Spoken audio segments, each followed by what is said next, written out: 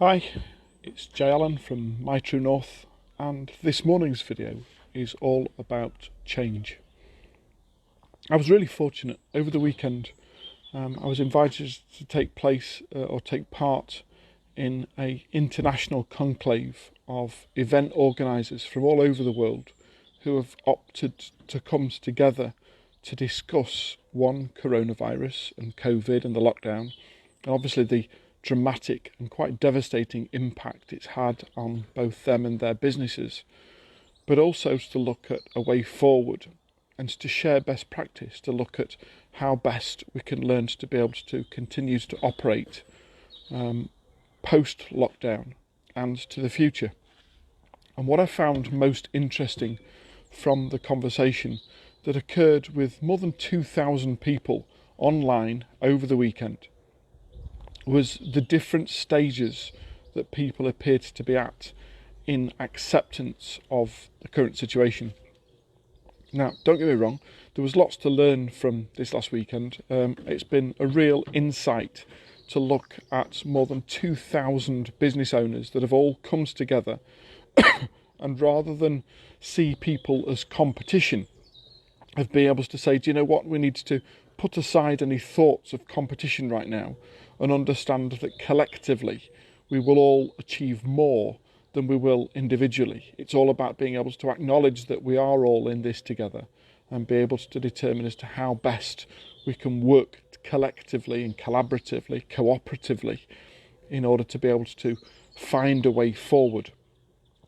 And what I found most interesting from listening to some of the biggest event organisers on the planet sharing their thoughts and ideas and stories with regards to what they've done, the impact it's had on them, their thoughts for the short-term, mid-term, long-term future, was it made me really realise as to how far apart people are in their perception of where we are right now and how far along the chain they are of change.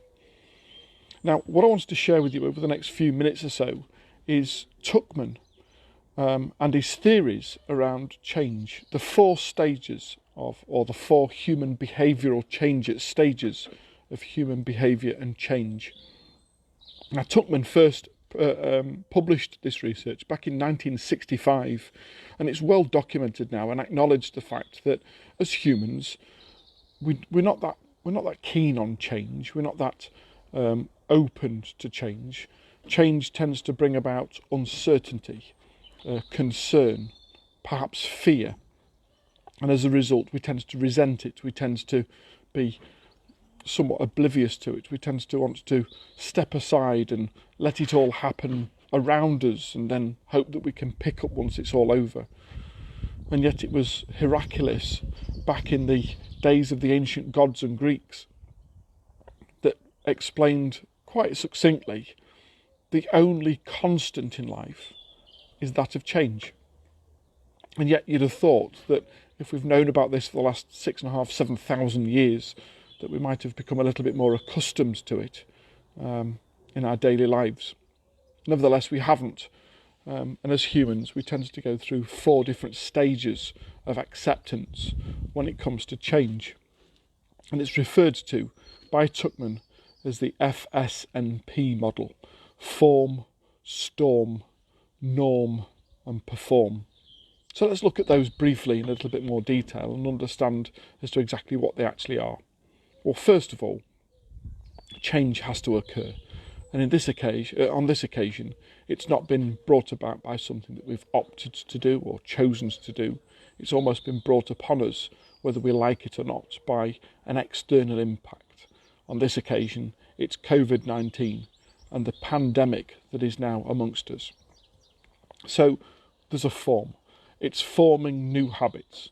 For us in the UK, that happened on the 23rd of March when the government made it very clear that we were in a lockdown situation, that we were no longer able or advised to be able to travel to work unless it was for essential duties, that we needed to stay at home. So form, a new habit has been forced upon us to which perhaps we had no control, and yet we now have to live and understand and accept. So something new has happened, a new normal has been created. and this is formed. The next natural human reaction is that of storm. We don't like change. We want to move away from change. So we saw a lot of backlash, certainly in the first few days of the recommendations from the government for lockdown, in terms of the amount of people that chose to ignore the advice or didn't feel that there was sufficient clarity on their human rights and what they're entitled to.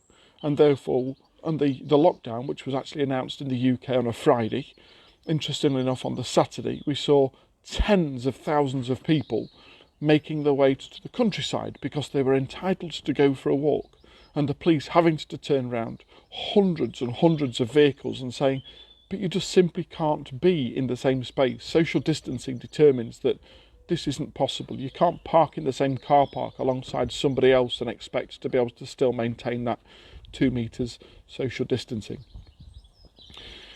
There was a big storm. People didn't like it. People were uncertain about it.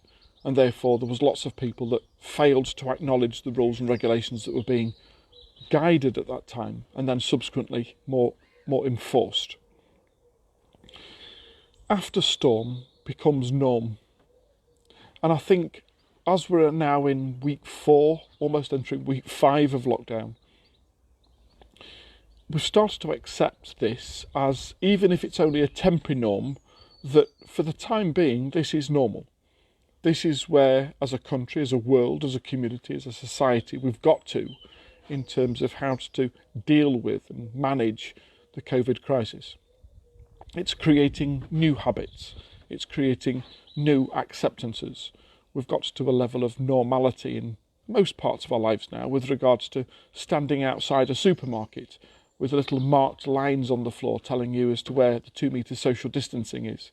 Seeing security officers standing on the front desks and aisles of supermarkets and politely reminding people to step aside and give people those 2 metre distancing. It's starting to become normal.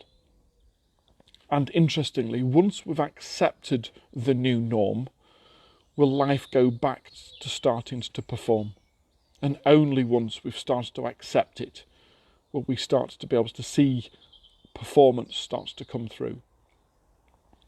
However, what I wanted to share with you is this is very much on an individual level, and perhaps what we haven't given due consideration to, and perhaps I hadn't given due considerations to until witnessing 2,000 people coming together over the weekend in a shared online platforms to be able to discuss the way in which their industry is going to move forward, the impact it's had on hospitality and events.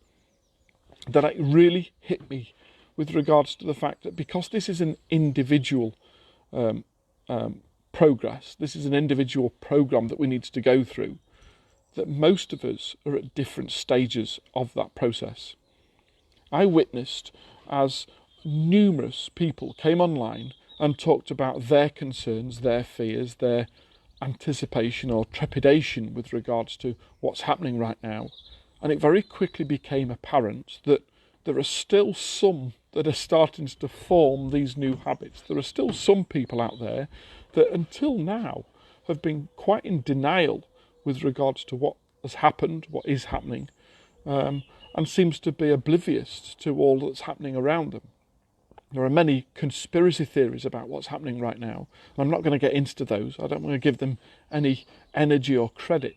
But to the same extent, there was a number of people on the calls, on the webinars, that were completely, until this weekend, in denial of where we are as a country, where we are as an industry, where we are as a people, and what's happening.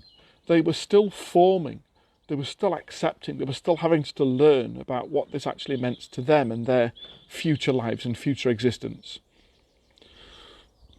Likewise, there were a number of people on the call, on the webinars, that were still in storm phase, that were still very much angry, not accepting, blaming of others, suggesting that it's the government's fault, that the World Health Authority need to do this and that people needs to make it available and I need a grant and I need fundings to be able to get on with my business. And don't get me wrong, I'm very appreciative and acknowledging of where they are right now. I very much appreciate that this is, I'm not even going to use the word, but this wasn't predicted. No one had given due consideration to this coming about. Nobody had planned sufficiently for this to be the potential outcome. And as a result, yes, there's a lot of anger, there's a lot of angst, there's a lot of uncertainty as to what and where and when and why and how. And fundamentally, what we tend to find as individuals is when there is a problem, when there is a circumstance that we're uncertain about or don't know how to handle, that we quickly come collectively together and blame somebody else. We point a finger. We are quick to be able to say, well, it's not my fault. I need somebody else to be able to help bail me out of this. I need somebody else to be able to put things in place to help me in my hour of need. And yes, the government in many countries are doing much, perhaps not enough, but doing much to try and provide some form of help and assistance to many people in this hour of need.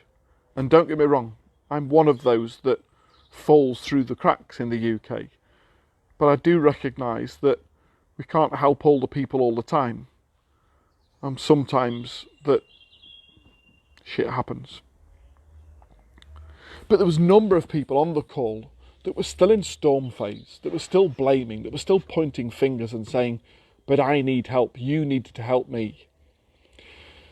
And then thankfully, there was a number of people on the calls and the webinars that have already moved to norm, that have already moved perhaps a fortnight ago now to norm, to accepting that this is where we are right now. And the chances are that this is where we're going to be for some time yet to come. Maybe not in such a strict lockdown as we are right now, but acknowledging the fact that this isn't simply going to be over when the government finally decides that we can start to relax some of the lockdown rules rather than remove them. Because I assure you, there isn't going to be a sudden day in the future where they say, okay, it's all back to normal. There is no back to. There is no old normal. We can't go back to what has already happened because it's happened.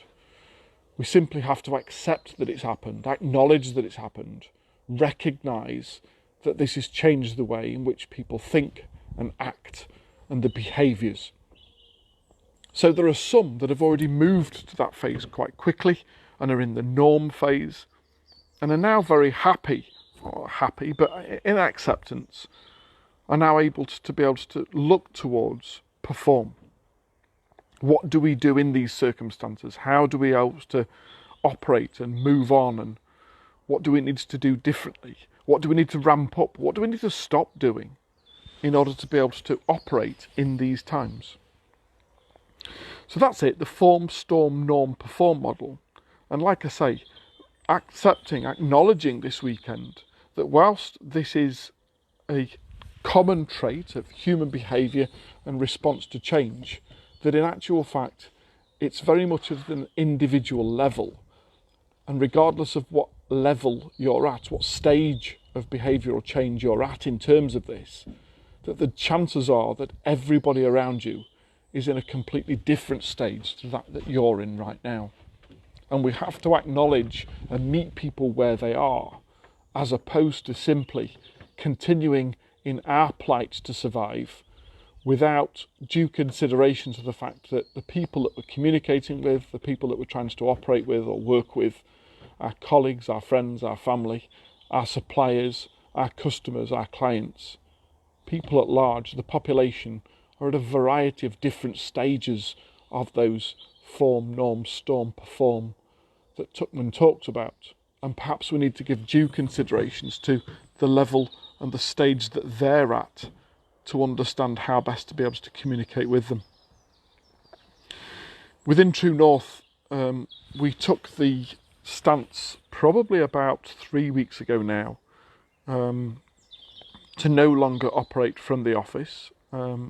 Thankfully, we have sufficient space in the office that we could continue to trade for the first couple of weeks whilst taking into consideration social distancing.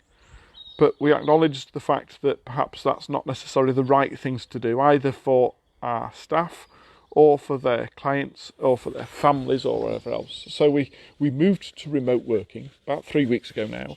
And I'm really pleased to say that it's been relatively well accepted. We're still doing exactly what we were doing before, although we've had to change the method in which we do it. Like everybody else on the planet at the moment, we seem to be killing Zoom with regards to the amount of Zoom contact we have as opposed to physical contact. And the chances are that that's going to continue for some time yet to come, probably way beyond lockdown. So what I've done is I've put together a little document, I've put together a little dossier with regards to coping with COVID and looking at behavioural change and looking at how best we can understand in order to accept how to be able to operate in this. And I'll make it available on the page and on the website, www.mytruenorth.biz. I'd be very keen to learn as to your thoughts and ideas with regards to where you are on this Tuckman's change model. Whether you still think that you're at storm phase and most concerned about the future, uncertain about the future, still angry and in need of assistance, and or whether you've already moved to a new sense of normal and acknowledge the fact that there is no such thing as go back. While ever the world is rotating on its axis in its orbit around the sun, will continues to go in a forward direction. There is no go back. We can't unlearn what we've now learnt. What we can do is learn to adapt and overcome in order to be able to be triumphant. So tomorrow's Facebook Live, same time, same channel, we'll be looking more at improvise, adapt and overcome. What we need to do, how we need to do, what we need to stop doing in order to be able to survive and thrive in this environment. That's Jay Allen from My True North, the UK's leading ethical coaching company. And if you've got any value from this whatsoever, I'd be most grateful if you'd drop me a comment below and tell me your thoughts on this. And if you think others would benefit from at least understanding this also, if you'd be kind enough to be able to share this with them so that they also can understand the form, norm, storm, perform, behavioural models of change and determine as to where they are on that also. Take care, and I'll see you tomorrow.